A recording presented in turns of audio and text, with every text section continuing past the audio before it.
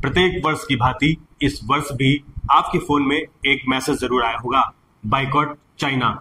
उस मैसेज में डिटेल्स में जरूर लिखा होगा कि हमको चाइनीज की झालरों का उपयोग नहीं करना है, अपने देश में बने हुए सामान और झालरों का उपयोग करना है। क्योंकि इलेक्ट्रॉनिक सामान पर ज्यादातर चाइना का कब्जा रहता है, दिवाली और होली के इन अवसरों पर देश में चाइनीज सामानों की बाढ़ सी आ जाती है। लेकिन देश के प्रधानमंत्री जी ने जब ये मैसेज दिया, दिवाली का त्योहार पूरे देश में नई खरीदारी का शुभ मुहूर्त लेकर आता है। तो इस बार जब आप दिवाली की खरीदारी करें तब स्वदेशी का संकल्प अवश्य याद रखें। सिर्फ कपड़े, दिए, लाइट्स और मिठाई ही नहीं, आप जो भी सामान ले मेड इन इंडिया को याद रखें। कार और मोटरसाइकिल अपने देश में ही बने हों। टीवी, एसी, फ्रिज और वॉशिंग मशीन हमारे देश के नौजवानों ने बनाए हों।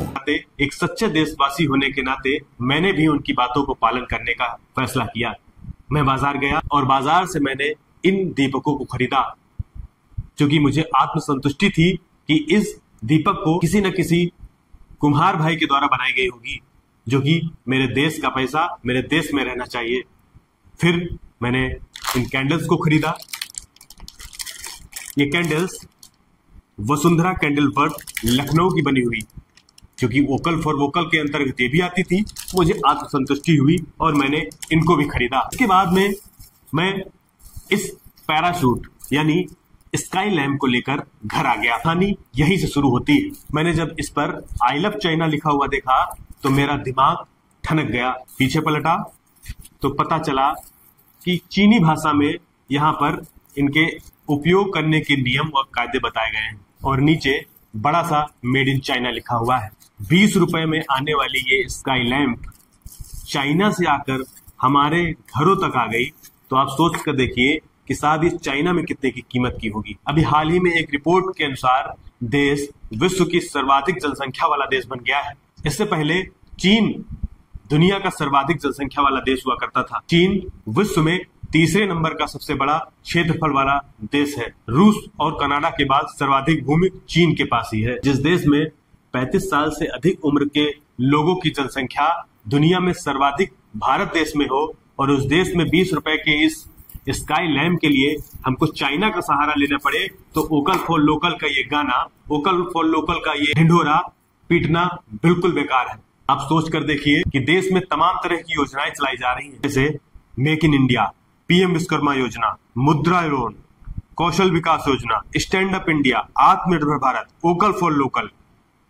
सर क्या कर रहे हैं हम लोग? 35 साल के युवाओं की संख्या दुनिया में सर्वाधिक भारत में है, यानी man power. Vocal for local का नारा देने वाले, वोकल फॉर लोकल के लिए लगातार प्रयासरत हमारे देश की सरकार को भी नमन है, और इन ऐसी योजनाओं की भी नमन है कि जिन योजनाओं के माध्यम से देश में 1-1, 2-2 रुपये की चीजों पे जितना चीन का कब्जा है, शायद ही किसी दूसरे का हो। किसी भी छोटी से छोटी मार्केट में चले जाएंगे, मेड इन चाइना आपके घर में बैठा हुआ है, आपकी जेब में बैठा हुआ है, आपके हाथ में है। काश यहाँ पर लिखा होता मेड इन इंडिया, प्राउड होता, बहुत प्राउड होता। अब जिम्मेदारी किसकी है? जिम्मेदारी किसकी? इस जिम्मेदारी से पहले ये पूरा वीडियो पहले आप देखें। स्मार्टफोन, लैपटॉप, ईयर प्लग्स सब अपने देश के बेटे बेटियों के पसीने से बने हों। एक ही मंत्र, वोकल फॉर लोकल। उस प्रोडक्ट के साथ या उस कारीगर के साथ सेल्फी नमो ऐप पर मेरे साथ शेयर करें। मैं उनमें से कुछ पोस्ट को सोशल मीडिया पर शेयर करूंगा, ताकि दूसरे लोगों को भी वोकल फॉर लोकल की प्रेरणा मिले। चीन भारत में किस तरह से पैर पसार चुका है, इसका एक जीता जागता उदाहरण यही है कि चीन की बनी हुई चीजें भारत देश की अपेक्षा सस्ती होती। सोचिए 20 रुपए का ये स्काई लैम्प भारत देश में हमारे घर के नजदीक मिल गया, तो चीन में इसका रेट कितना होगा? यही स्काई लैम्प अगर भारत देश में बनता तो इसकी कीमत कम से कम 50 रुपया हो। तो आपसे एक सवाल है, तो व्यक्ति को अपने देश से प्रेम है, इसको साबित करने के लिए क्या इससे महंगी चीज खरीदनी होगी?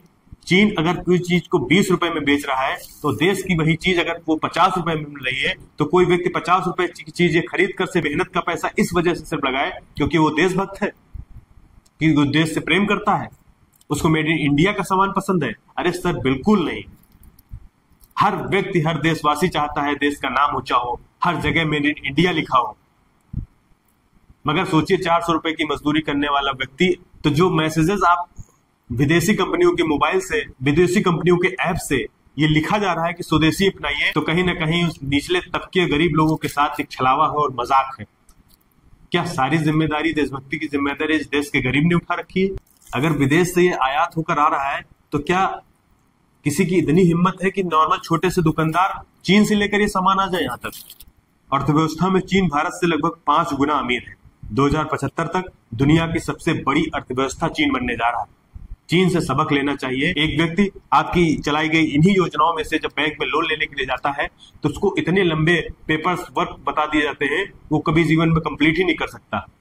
मैं गारंटी के साथ कह सकता हूँ 75% लोग बैंक में लोन लेने के लिए जाते हैं अपना स्टार्टअप करने के लिए, पेपर्स को फुलफिल नहीं कर पाते और वापस आ जाते हैं और अपना लोन लेने का डिसीजन डिलीट कर देते हैं। हम सभी को देश से प्यार है, हर एक देशवासी को देश से प्यार है। इस पूरी खबर पर आपकी क्या राय है? कमेंट सेक्शन में जरूर बताइएगा। बहुत बहुत धन्यवाद।